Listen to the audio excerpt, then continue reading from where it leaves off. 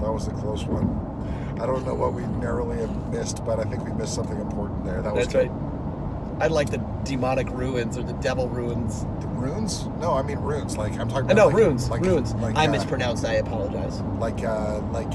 Elvish runes. Like Sumerian right. shubs, man. And Norse runes. Yeah. Glyphs. I don't know if runes were glyphs. Zach? What's your opinion on this? Runes, glyphs. Are they the same? No, Discuss? No, runes, I would say, are a type of glyph. Ooh. I'm going to say no. Here's why. Glyph, in my understanding, is specifically pictorial representations of a meaning. Right? Crows-headed gods and Egyptian hieroglyphs. Runes are specifically letters. Right. It's an alphabet. Mm-hmm. Yeah, but so are glyphs, man. But no, they're pictures. That's what I'm saying. I'm saying they are different things. Okay, so like let's say you had a complex idea. Okay. Like it's not a noun and it's not an adjective. Right. It's like a hypothetical type situation. Okay. So you would need to use like a variety of symbols to communicate that, right? Correct. And so then each one of those symbols would cease being just a picture and be part of a sort of more complex set of ideas. Agreed. It's nuanced by, the group of shit that's right. So a lot like letters in a word, right? So like it's not so much just a pictorial representation anymore. Agreed. They mean things in the context of one another, which goes ahead and creates that Darmok, big gray area. And Gillard and Tanagra. Yes.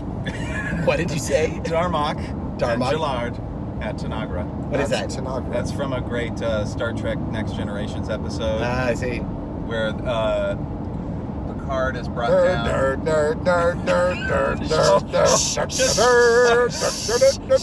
listening. Buckle up, folks. Okay. So this alien kidnaps Picard and brings him down to help him fight this beast thing on this one thing. Because he's been watching Picard, but the problem is that they can't understand each other because this alien race only speaks in analogies and metaphors to their sort of cultural literary. So they make Picard is able to like start telling him and communicate. They start to understand this, and he starts telling him about the Epic of Gilgamesh. And so, yeah. So that's the thing that the alien keeps saying: Darmok and Gillard at Tanagra. At Tanagra. Yeah. But so a glyph, as I understand it, is anything that's sort of carved. Like I know it is like a pictograph, right? But also like I know in music publishing, in the old music publishing, or like Gutenberg's printing press was the idea of he had glyphs, which were movable. Carved right. Like so, I so would argue the that pictorial a rune is a type of glyph. But a rune is a rune. So, but most runes are glyphs unless you're writing them on a piece of paper, I would assume. Right. And if they are the runish symbols or glyphic symbols, but they're written, are they no longer glyphs? I guess. Argumentatively, yes, you would say that. Existentially, they are no longer glyphs. They are simply runes. Yeah. So what about like hieroglyphic images from, say, like Mexico or Egypt, right? Like the fact that they're pictures. This is what I'm getting at. For example, when we were in Egypt as a family in the 80s, we found this amazing... The three of us? I don't remember that. There were drugs. There were rumors he was into field hockey players. Anyway, we had to get out of Egypt. It was going to cause all sorts of trouble. So I applied. I signed up. I joined the team. Yeah. Anyway, it was me and my family when I was a much younger person, and we were in Egypt, and we found these really cool papyruses that were kind of like, they tell a story, right? So like one had this dude being like circumcised.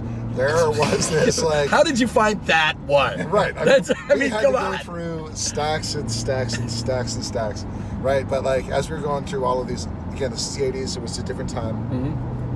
So there's very a picture, pro-circumcision back in the 80s. There's this picture of this dude standing there, and there's this dude under it with like a chisel grabbing his pickles and eggs, right? And the guy's getting circumcised. Glyphing his Hang on. His rune. Hang on a second. He's ruining his glyph. Totally ruined. Lothar of the hill people.